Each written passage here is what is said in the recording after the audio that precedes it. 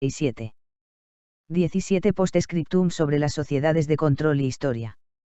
Foucault situó las sociedades disciplinarias en los siglos XVIII y XIX, estas sociedades alcanzan su apogeo a principios del siglo XX. Operan mediante la organización de grandes centros de encierro.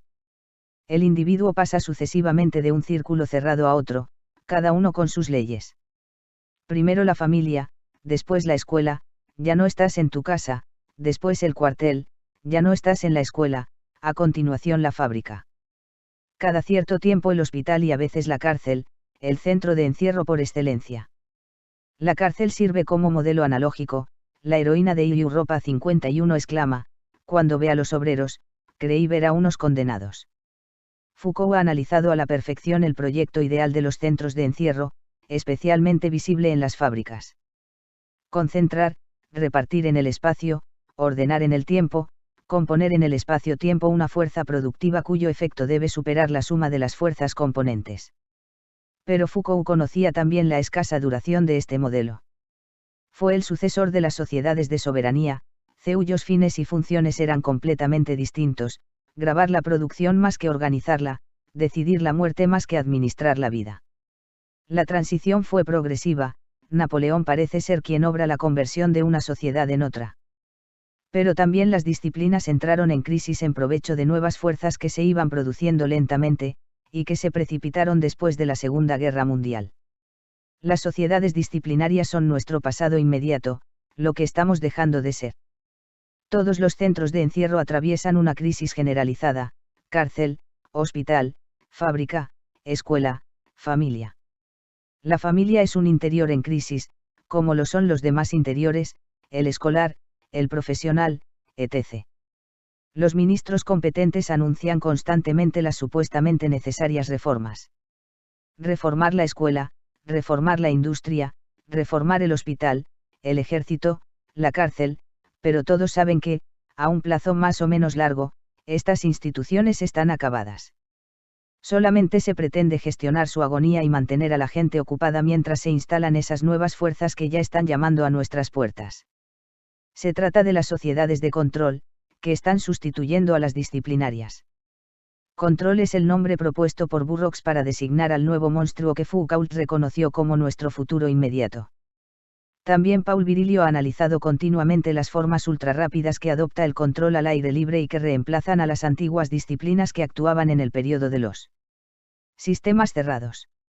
No cabe responsabilizar de ello a la producción farmacéutica, a los enclaves nucleares o a las manipulaciones genéticas, aunque tales cosas estén destinadas a intervenir en el nuevo proceso.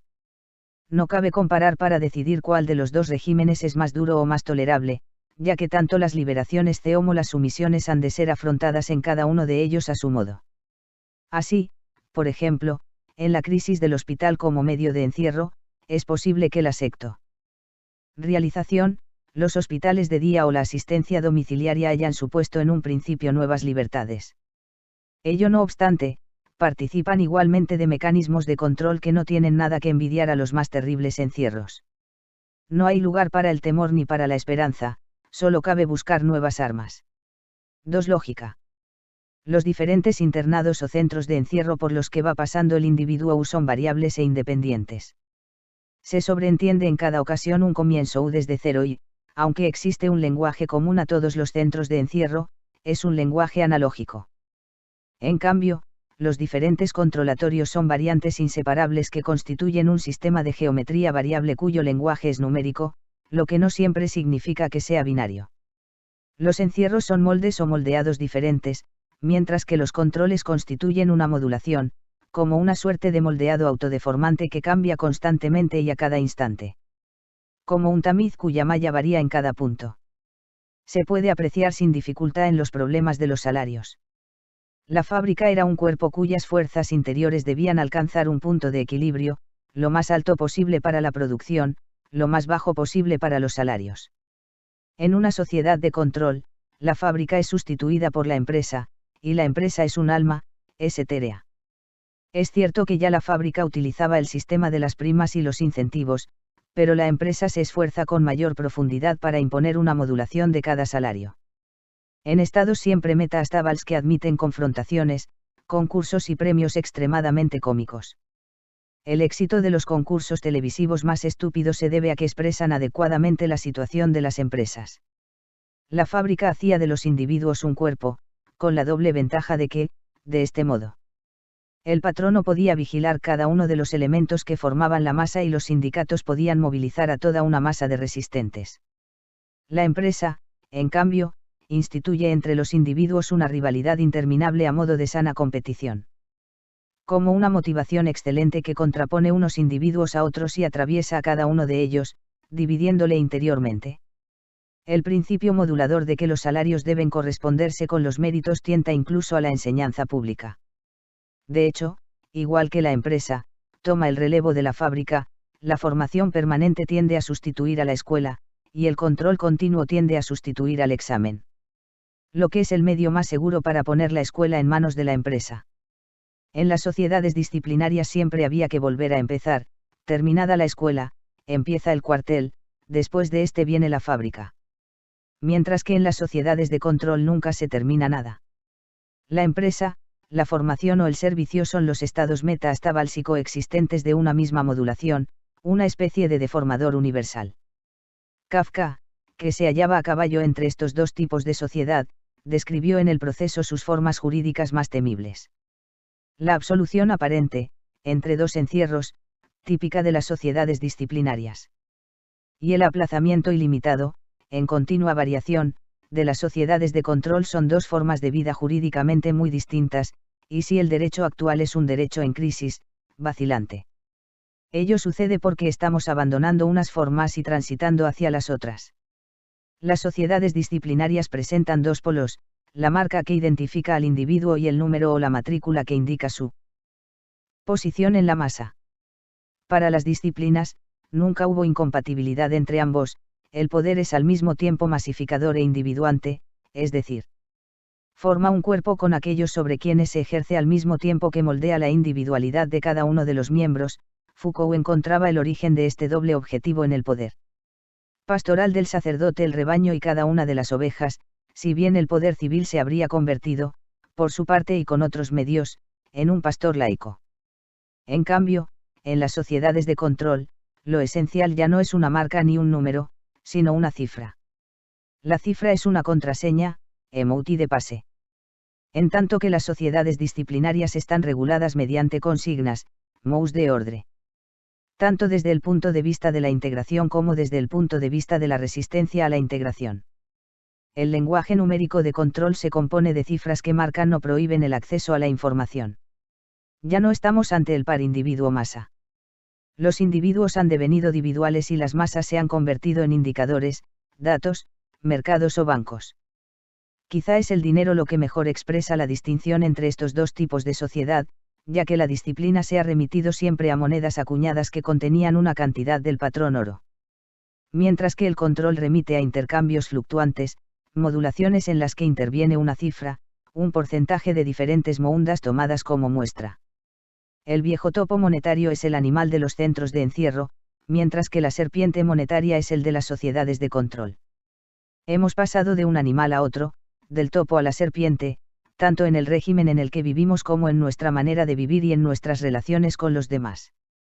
El hombre de la disciplina era un productor discontinuo de energía, pero el hombre del control es más bien ondulatorio, permanece en órbita, suspendido sobre una onda continua. El surf desplaza en todo lugar a los antiguos deportes. Es sencillo buscar correspondencias entre tipos de sociedad y tipos de máquinas, no porque las máquinas sean determinantes, sino porque expresan las formaciones sociales que las han originado y que las utilizan. Las antiguas sociedades de soberanía operaban con máquinas simples, palancas, poleas, relojes. Las sociedades disciplinarias posteriores se equiparon con máquinas energéticas, con el riesgo pasivo de la entropía y el riesgo activo del sabotaje. Las sociedades de control actúan mediante máquinas de un tercer tipo. Máquinas informáticas y ordenadores cuyo riesgo pasivo son las interferencias y cuyo riesgo activo son la piratería y la inoculación de virus. No es solamente una evolución tecnológica, es una profunda mutación del capitalismo. Una mutación ya bien conocida y que puede resumirse de este modo. El capitalismo del siglo XIX es un capitalismo de concentración, tanto en cuanto a la producción como en cuanto a la propiedad. Erige, pues, la fábrica como centro de encierro, ya que el capitalista no es solo el propietario de los medios de producción sino también, en algunos casos, el propietario de otros centros concebidos analógicamente, las casas donde viven los obreros, las escuelas. En cuanto al mercado, su conquista procede tanto por especialización como por colonización, o bien mediante el abaratamiento de los costes de producción. Pero, en la actual situación, el capitalismo ya no se concentra en la producción, a menudo relegada a la periferia tercermundista, incluso en la compleja forma de la producción textil, metalúrgica o petrolífera. Es un capitalismo de superproducción. Ya no compra materias primas ni vende productos terminados o procede al montaje de piezas sueltas. Lo que intenta vender son servicios, lo que quiere comprar son acciones.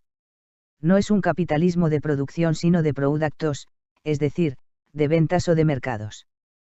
Por eso es especialmente disperso, por eso la empresa ha ocupado el lugar de la fábrica.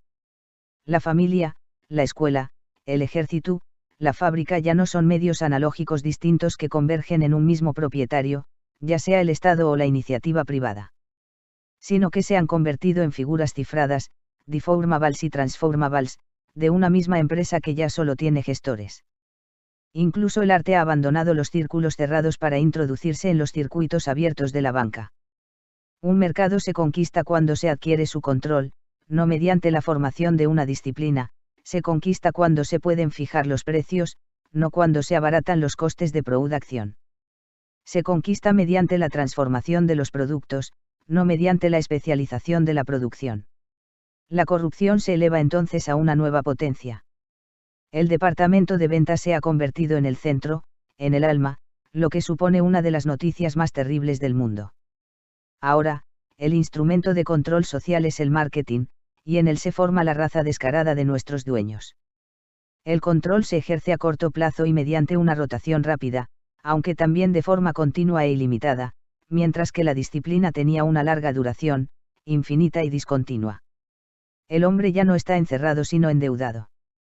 Sin duda, una constante del capitalismo sigue siendo la extrema miseria de las 3/4 partes de la humanidad, demasiado pobres para endeudarlas, demasiado numerosas para encerrarlas. El control no tendrá que afrontar únicamente la cuestión de la difuminación de las fronteras, sino también la de los disturbios en los suburbios y guetos. 3. Programa. No es preciso apelar a la ficción científica para concebir un mecanismo de control capaz de proporcionar a cada instante la posición de un elemento en un medio abierto. Ya sea un animal dentro de una reserva o un hombre en una empresa, collarín electrónico. Félix Guattari imaginaba una ciudad en la que cada uno podía salir de su apartamento, de su casa o de su barrio gracias a su tarjeta electrónica, individual, mediante la que iba levantando barreras, pero podría haber días u horas en los que la tarjeta fuera rechazada. Lo que importa no es la barrera, sino el ordenador que señala la posición, lícita o ilícita, y produce una modulación universal. El estudio sociotécnico de los mecanismos de control que ahora están en sus comienzos debería ser un estudio categorial capaz de describir eso que ahora se está instalando en el lugar de los centros de encierro disciplinario, cuya crisis está en boca de todos. Es posible que, tras las adaptaciones correspondientes, reaparezcan algunos mecanismos tomados de las antiguas sociedades de soberanía. Lo importante es que nos hallamos en el inicio de algo.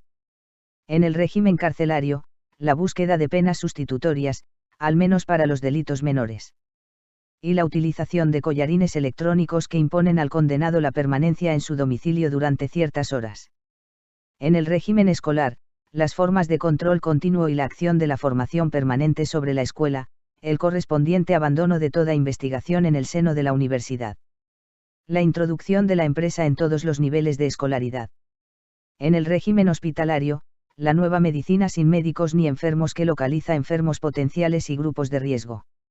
Y que en absoluto indica un progreso de la individuación como a menudo se dice, sino que sustituye el cuerpo individual o numérico por una materia dual cifrada que es preciso controlar. En el régimen empresarial, los nuevos modos de tratar el dinero, de tratar los productos y de tratar a los hombres que ya no pasan por la antigua forma de la fábrica. Son ejemplos mínimos, pero que nos permiten comprender mejor lo que hay que entender por crisis de las instituciones, es decir, la instalación progresiva y dispersa de un nuevo régimen de dominación. Una de las cuestiones más importantes es la inadaptación de los sindicatos a esta situación. Ligados históricamente a la lucha contra las disciplinas y a los centros de encierro, cómo podrían adaptarse o dejar paso a nuevas formas de resistencia contra las sociedades de control. Puede hallarse ya un esbozo de estas formas futuras, capaces de contrarrestar las delicias del marketing. No es extraño que tantos jóvenes reclamen una motivación, que exijan cursillos y formación permanente. Son ellos quienes tienen que descubrir para qué les servirán tales COSIs, como sus antepasados descubrieron, penosamente, la finalidad de las disciplinas. Los anillos de la serpiente son aún más complicados que los orificios de una topera. L. Autre Journal, N. Grados 1, mayo de 1990.